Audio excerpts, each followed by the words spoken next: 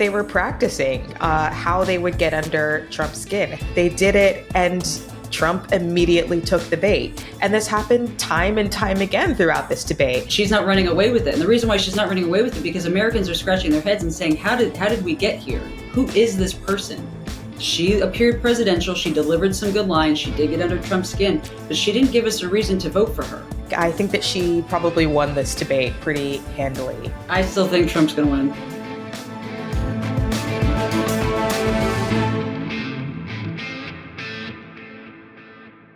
Hello and welcome to the American Fourcast. The experience has been gripping, it has been passionate, at times breathless and somewhat bizarre as well. I'm of course talking about the presidential debate, the first and perhaps the only one between Kamala Harris and Donald Trump in Philadelphia. Hosted by ABC. It ran over time. It was more than 90 minutes long. There was some pretty fiery stuff from the beginning.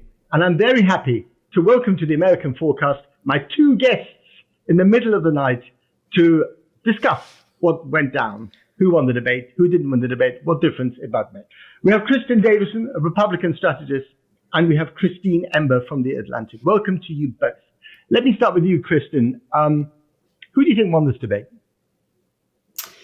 Well, I think that it was essentially, a break-even tie. I think with a slight advantage to Harris. I think her being the new entry into the race gave her an advantage. And remember, the bar was a lot lower for her. She really just had to do better than Joe Biden, and she was going to take away a win. So that's a pretty low bar for her to overcome. And so I don't think that when you look at these debates, if you were a decided voter, if you were a Trump voter or a Harris voter, and you went in there with your jersey on, you probably bought the hat on the way out. You doubled down. You were more convinced of your convictions of who you're going to vote for. If you were an undecided voter, particularly in a swing state like Pennsylvania, Arizona, Wisconsin, Michigan, Georgia, one, I'm not sure if you watched, but two, I'm not sure if anyone really convinced you to, go and vote for them. I think maybe some of those undecided voters might just want to stay home after this debate. Harris is a very practiced prosecutor. I think that, the expectations for her were low going into the debate.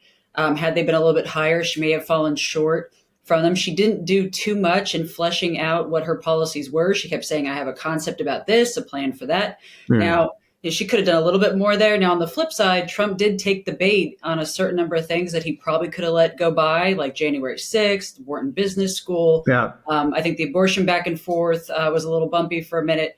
So I think they both had good moments, and they both had moments they probably could have done better. But at the end of the day, she's the new entry into the race, so she probably takes a little bit more. But you're saying it was a tie, Kristin?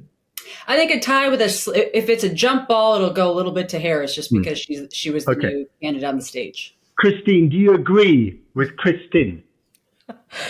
Thanks for the name clarification. I'm sure the listeners will probably need that one or two more times. But I would have to say that I disagree with that. I think that Harris may have run away with this one, actually. Run away? Yeah, I think that she probably won this debate pretty handily. When I think voters, both decided and undecided, are watching a debate, they're not even necessarily watching for the intricacies of policy, the numbers stated. What they're really watching is, the television of it all. They want to see which candidate appears presidential, which candidate appears that they could speak to foreign leaders, who is speaking clearly, who looks vibrant and alive, who in their sort of manner and visage, and yes, what they say, but that in some cases is almost secondary, is promoting so it's about the tone, image. It's about body language and all these other things, as well as, the actual words that come out of their mouths. I tell you one person who was watching and who has now endorsed Kamala Harris and Tim Walz, and that was Taylor Swift. A big night, biggest, the biggest. Well, I don't think on the planet. I don't think she was an undecided voter. I'm pretty sure they had that planned up pretty well. I don't think she. Yeah, but the point is that she hasn't endorsed anyone so far. She's come up with a very hefty endorsement after this debate. As soon as the debate was over, out came her tweet, her ex. Well, that's part of her. That's part of the theater. Yeah, that's part of the theater. She endorsed Biden. Yeah. But let me just ask you, Kristin, do you think that's a big deal? As a Republican, does that worry you? No, not at all. She endorsed Biden. She endorsed a Democrat in a Tennessee where I think she had lived, Senate race a while back, and the candidate was smoked. And so at the end of the day, if you are a Taylor Swift fan, I mean, especially if you're a Republican or used to voting for Republicans. I mean, I remember being, in the early 2000s, being a huge Dave Matthews Band fan, and I was voting Republican, and I would go to concerts and he would say, Republicans are terrible. I'm not going to listen to a concert to tell me how to vote. I'm going to a concert to enjoy it. From a messaging standpoint, sure, all momentum is good momentum. Do I think it actually changes a voter's mind? No, not really. I think if you had like a country music star who's always voted for Republican, all of a sudden say, oh, tonight's debate changed my mind, I'm now voting, that might be a little bit more convincing. But, I do think on the visual front, on the show front, I actually thought that Harris had words that were better. So when she said it's time to turn the page and talk about aspiration, I do think there's something to that. I thought some of her visuals weren't as great. She made a lot of faces, which I think... I want to get... Hold on a second, Chris. I want to get onto that in a minute. But just very briefly on Taylor Swift, are you saying that Taylor Swift had offered her endorsement to Trump? You sound so relaxed about the fact that she endorsed Harris. Would you say, no thanks, Taylor? Thanks, but no thanks. We don't need your help. Yeah, when you're a Republican, you're kind of used to Hollywood and musicians endorsing Democrats. It's just kind of what they do. It's kind of just what do you agree with Christine Emba? Do you see it the same way? Yeah, I don't think that Taylor Swift is going to change the election, in Kamala Harris's favor if that was, at all in doubt. I do think, though, that Kristin is correct that this will just add to Harris's momentum at this point.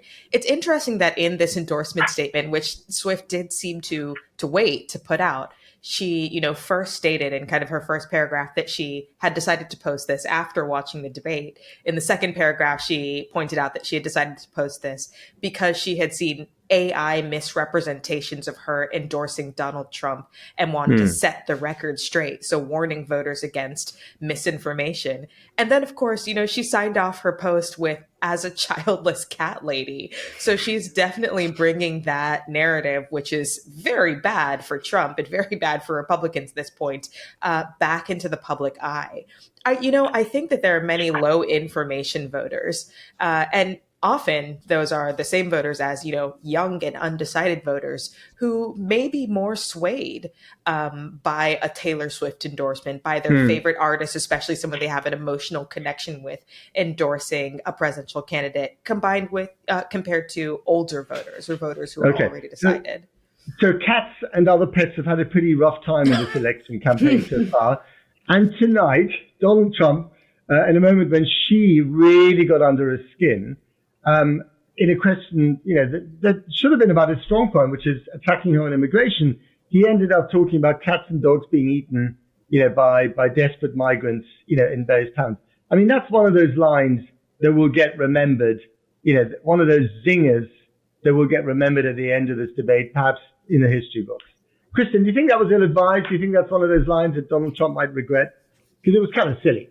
Sure. Well, I agree. I think this was a moment to really land the indictment on Harris's failure as the borders are and what the Biden administration has failed to do to secure the border. It was a missed opportunity to do that.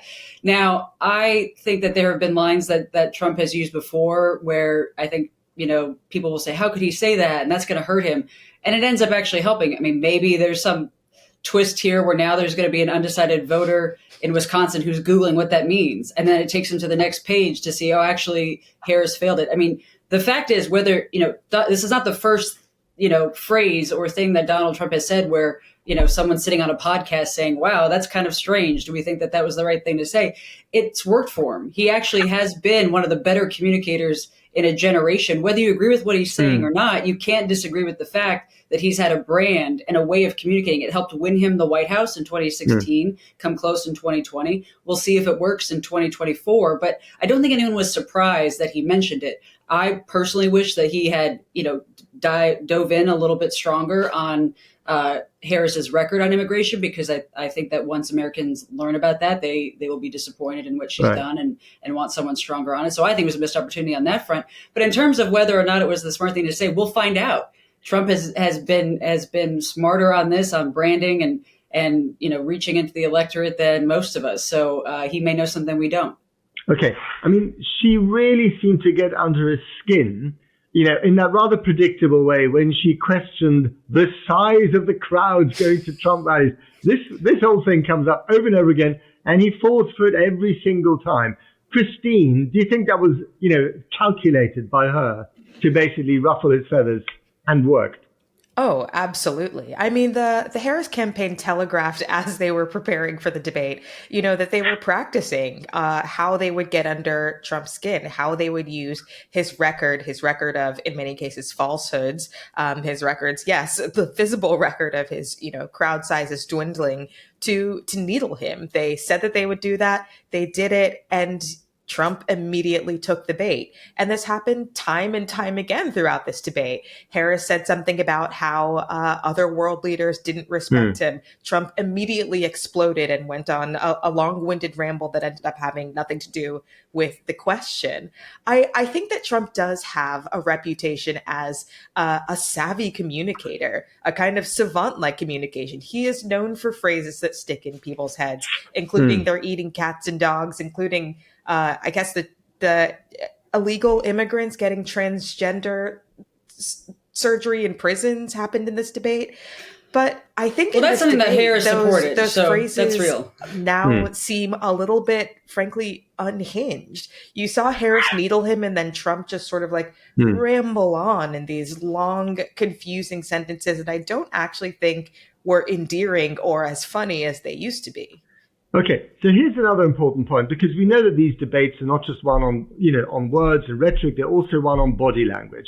I wonder, Kristin Davison, whether you think that Kamala Harris, who was very animated in her true shot, laughing at Trump quite a lot when he gave, even some of the less ridiculous answers, whether that, works for her or doesn't. What do you think, Kristin? I don't think it does. I think she started out this debate and was visibly nervous. If I were her team watching the first 15 minutes of the debate, I probably was wishing that I had her do more interviews to just get her legs underneath her. I think it was a disservice to her that they kept her away. I get it was a strategy. But she found her feet fairly quickly, didn't she? I think it was probably halfway through. I don't think so. I have my own little focus groups of voters in Pennsylvania and Georgia and Nevada that I was talking through, during the debate. And not one person said that they liked it. And actually one person from Pennsylvania said she looks mean.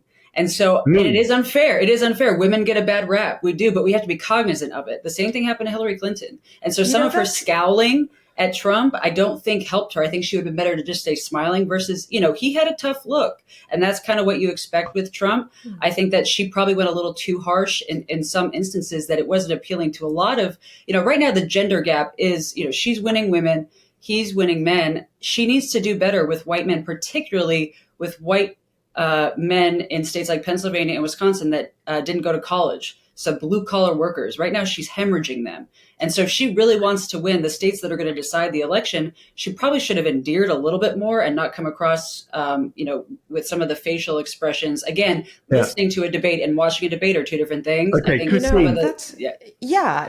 find that really interesting, because I was also watching the debate with a group of people and then, following up with other observers after the debate. And I heard kind of the opposite reaction, actually. And I noticed this myself too. I mean, one of the things that Trump, does and has done in the past, he's not a big smiler.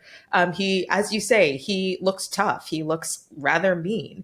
And in contrast, Harris, looked at him with some consternation when he was going on sort of these long and tangled rambles, but also spoke a lot about joy and optimism, smiled a lot. Her face showed it. And a number of the people I was watching with and heard afterwards were, saying things like, she looks excited about the country. But I wonder if, for Americans who kind of quite like Trump, when he thinks that he should be respected in a certain way because he's a former president, that was just too much. Whether, there was too much animation in her face there towards them. I'm just putting it out there, Christine.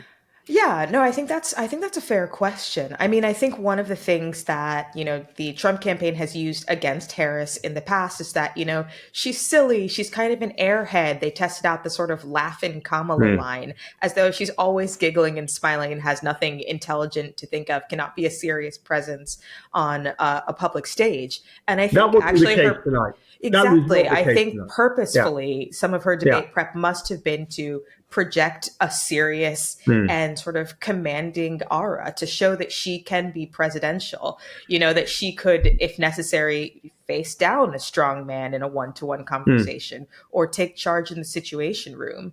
And I wonder if that turns off some men and some male voters, but I think that might also be comforting to people who worry that a woman can't be presidential or a woman can't be serious. Yeah, but we're not talking much about policy details, so maybe we should be, and we'll do that in a minute. We're talking about tone, we're talking about body language, but tone matters because they're both kind of introducing themselves or reintroducing themselves, in Trump's case, to the American public.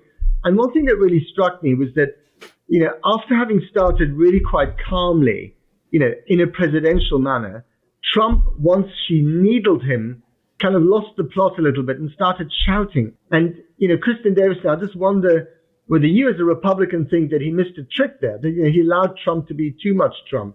Because that's the base, he's got that on side already. He needs to appeal to those people, the famous swing voters in the middle. Do you think he missed a trick there by being too strident? No, I don't. And I mean, you see a lot of criticism right now of the ABC panel. And there were some questions where they were fact checking Trump in real time and then let Harris kind of roll with it. I'm not really going to complain about the moderators. I mean, I'm a Republican. We're used to the media being against us. You just need to buck up and do it. So I'm not going to complain about them. But I think probably some of that was his frustration at the questions that he was getting fact checked. She wasn't. I think the moderators did not do a good job. They were, the moderators in the last debate did a much better job of controlling the debate. There was one point during the debate where both moderators lost control and both Harris and Trump were shouting at each other, wanting, a chance to, refute what the other was saying. And so they did not do a great job. That said, I don't know how many undecided voters were watching a 90-minute debate on a Tuesday night. If you're an undecided voter and you're a low information voter, you probably have a life. You're not sitting at 5 to midnight. Hang on a second. We know that, for instance, the Trump Hillary Clinton debate in 2016, the first one got 84 million viewers, 84 million. Okay. She lost the election by 72,000 votes in 3 swing states. You don't need to convince an awful lot of swing voters to actually win the election, especially in a place like Pennsylvania, right? So actually, I think that's being a little bit unkind to the importance of swing voters. Well, no, what's going to happen is in every debate, survive and advance through it. And so did either candidate give their opponents a chance to clip and turn something they said into an ad?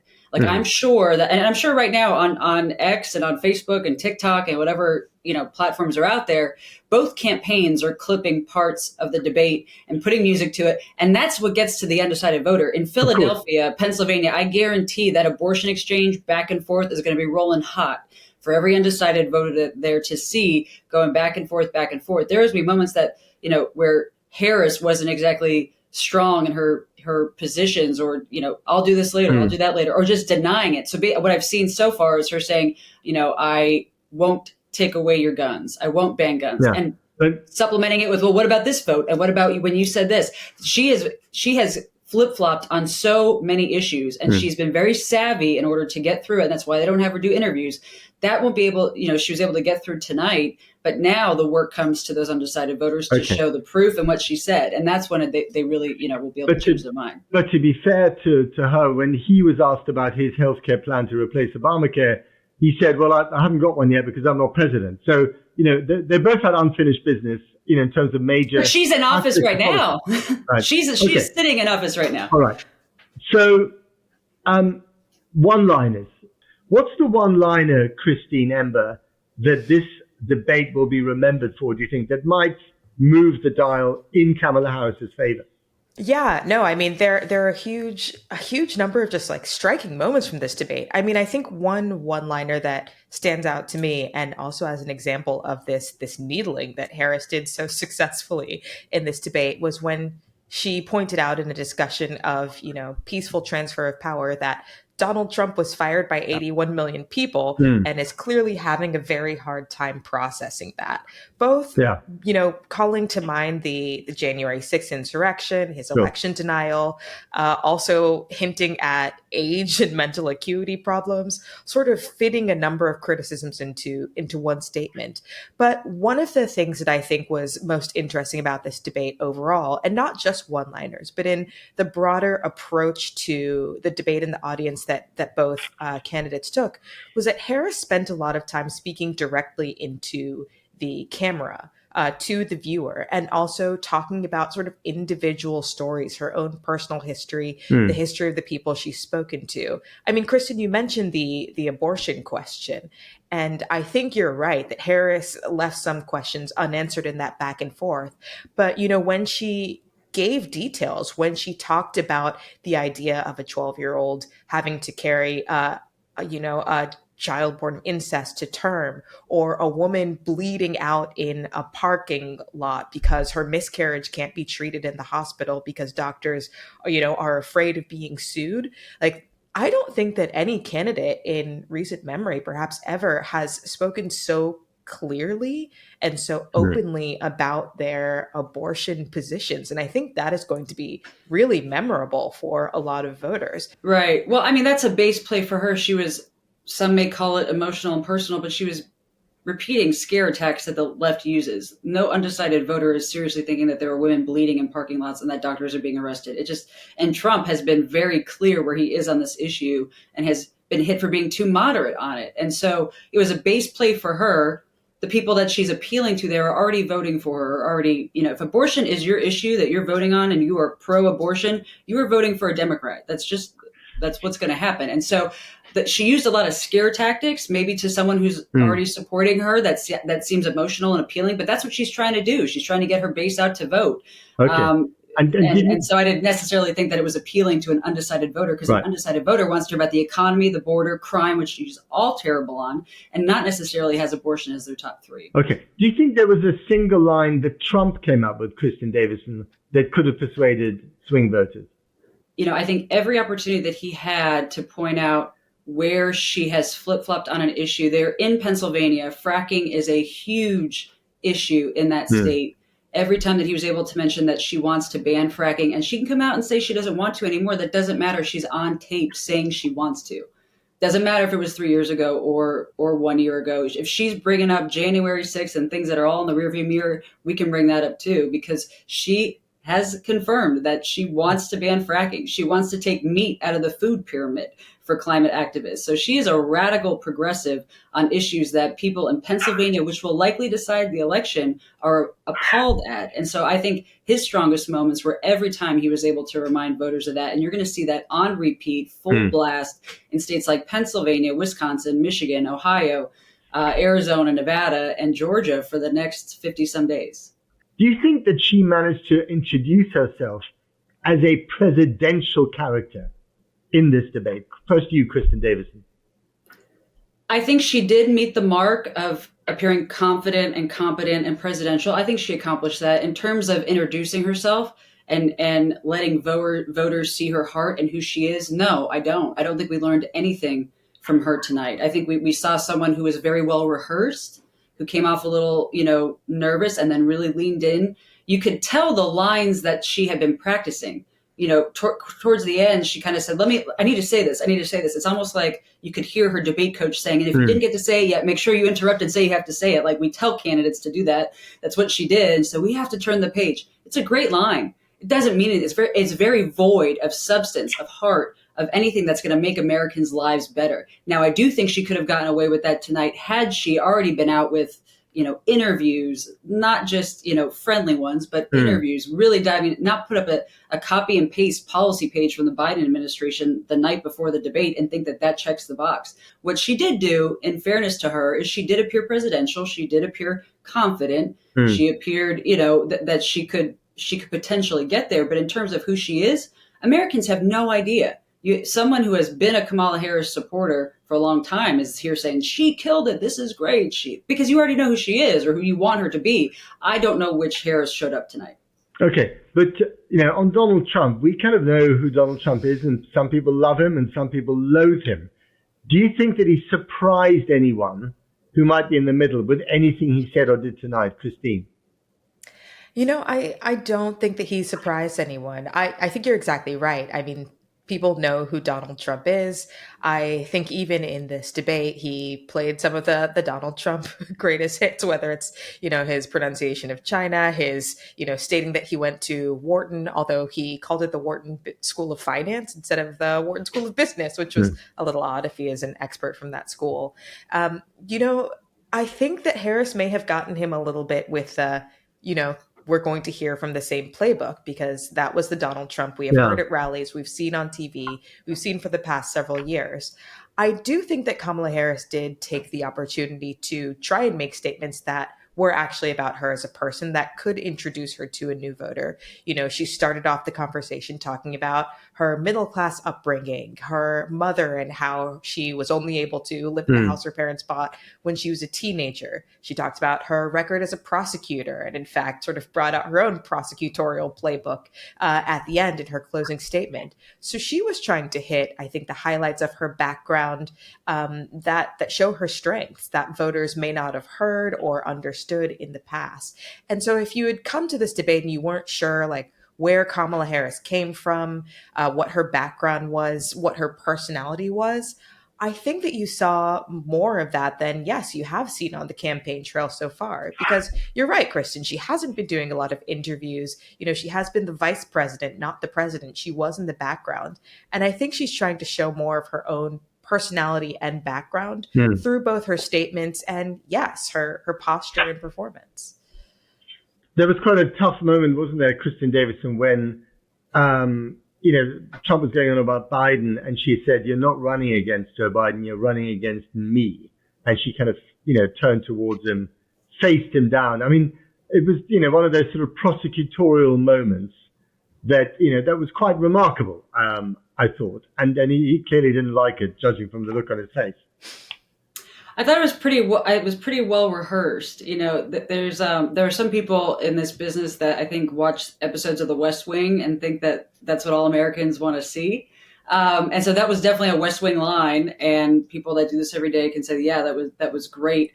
I don't know necessarily. Is there anything wrong with rehearsing these things? I mean, they spend days practicing. It didn't seem authentic, and that's her problem. Oh, really? She doesn't come across as genuine, because we don't know who she is, because she's flip-flopped on so much, because she hasn't gotten a single vote to be the nominee. So Americans are skeptical of how, let's not forget the situation that got us here.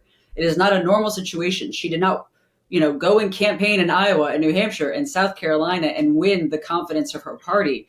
The president failed in the first debate and was pushed out, and she was able to then get the nomination. So most Americans are sitting here watching what is going on. And so a line like that, for those of us who watch this and do this every day, yeah, you rehearsed it. It's a great line. I'm sure we saw it in a, Sorkin TV show, not Veep, but another one. But it's not exactly what Americans want to hear from someone that they haven't seen. And we can say that she's been vice president, she's been in the background, but she just became the nominee in the span of a week. And then, we had a Hollywood produced convention. It was great. It was very entertaining. They did a terrific job. And she performed well. She is a prosecutor. But at the end of the day, when you look there's a reason why these polls are so close in states like Pennsylvania and Georgia and Wisconsin and Michigan and Nevada and Arizona. There's a reason why Trump is winning Arizona by 5 points, and that they're tied in Pennsylvania and tied in Nevada and tied in Georgia. And she's not running away with it. And the reason why she's not running away with it, because Americans are scratching their heads and saying, how did we get here? Who is this person? And she did not do that tonight. She appeared presidential. She delivered some good lines. She did get under Trump's skin, but she didn't give us a reason to vote for her. Christine? Joy and feeling good is not a reason to vote for someone for president. Well, she did a bit more than that, didn't she? I mean, there was some policy substance there. Yeah, I mean, I think that there was more policy substance in Kamala Harris talking about the withdrawal from Afghanistan, the reasons why she supported that, her plans for, a child tax credit. She gave hard numbers, actually, whereas I think her opponent said, Biden did this, Biden did that. And unfortunately, she is right. He isn't running against Biden. However she got the nomination, she does in fact have the nomination now. Just a couple of issues before I let you go. Both, in a sense, have the same problem, don't they? They want to be the candidate of change, but they're also rather familiar. So, we know about Trump because he was president between 2016 and 2020, but now he's representing himself as the change candidate. Kamala Harris has been the vice president for almost 4 years. She wants to represent herself as the change candidate, as the breath of fresh air. Who is more convincing on that front, trying to square that circle? First to you, Kristin.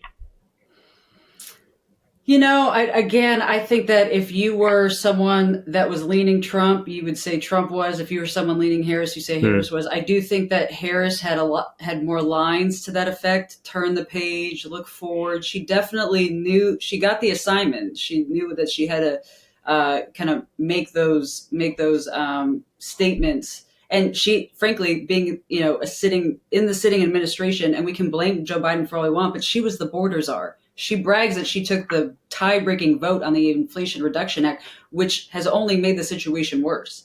So she has claimed responsibility for the problems that we face, and so she has a higher bar to get over on the change. And she did have lines tonight to help her get there. And it's and they have done that very effectively. There's a reason why. CNN had a number of swing state polls just last week. Arizona, I think, is the only state where Trump is the clear change candidate. Kamala is the change candidate in Michigan and Wisconsin, which is crazy because she's the sitting vice president. But clearly the messaging there is working. And so I think where you need to see now is Trump has a slight advantage on that question in Pennsylvania and in Georgia and Nevada. Can he hold it to win those states? Christine, it's really interesting, isn't it, that she did not mention once, correct me if I'm wrong, but she didn't mention once that she would be the first female president, woman of color, to sit in the Oval Office. I mean, it's an obvious one just looking at her, but the fact that she didn't go on about it, unlike Hillary Clinton, who went on about it a lot in 2016, is remarkable. Yeah, and I think that's a real strategy, a real considered strategy from the Harris campaign. I think that they, watched Hillary Clinton go really deep in the hole, the first woman president. I'm with her specifically. Noticed that was actually a turnoff for some voters, that it actually did appear to be sort of identity politics. As Kristin was saying, Democrats have, struggled with male voters. And I think identifying themselves as the party of women or the party of the female candidate clearly turns people off. And so this year, Harris is not necessarily identifying as the female candidate or the Black candidate. What she said in her closing statement, I think, is the message that they're trying to get across, that she wants to be the candidate for all people. Okay. So just a couple of very brief ones to finish off on. First, you, Kristin, will there be another debate? Yes or no? Well, they both said they want one, so we'll see. I don't know. I going into the debate, I thought yes. Now I don't know. I think that both teams are going to bunker down on specifics like microphones and moderator time and who the moderators are, and I'm worried that it gets kind of stuck in the logistics. But I could see it. Both campaigns said they want it. I think both campaigns have a reason to want it.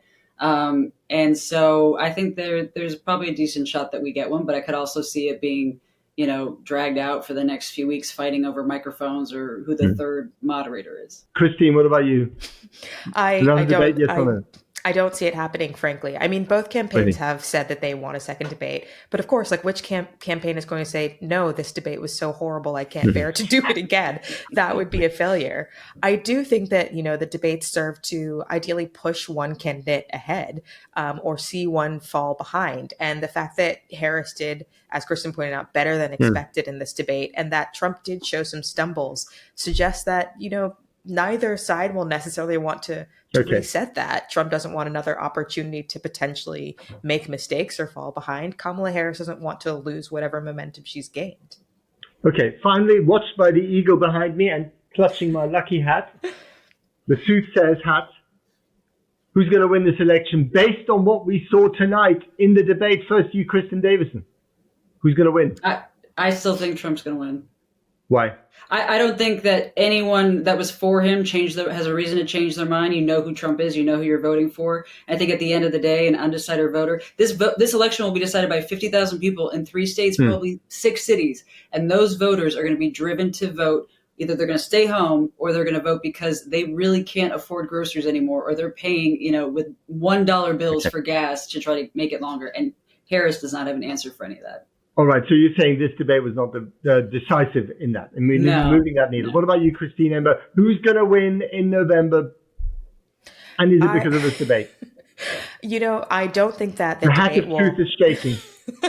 I don't think that Come the on. debate will have, a defining effect on this election. I think that it is still very, very What have we been close. doing, talking about for the last half an hour? Come on.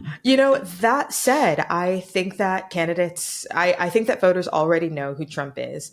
I think that they were waiting to see who Harris is. And I do think that there are some voters who are trying to decide on, a vision of America that appeals to them. And Trump has even more, in this debate defined his vision of America as a negative one. America is going to hell, in his words. It's a disaster. It's a dying country, compared to a vision of optimism, of turning the page, of looking forward. I do think voters are tired of chaos, and some of them may be making their decisions based on that feeling. Okay. All right. Just one quick reminder.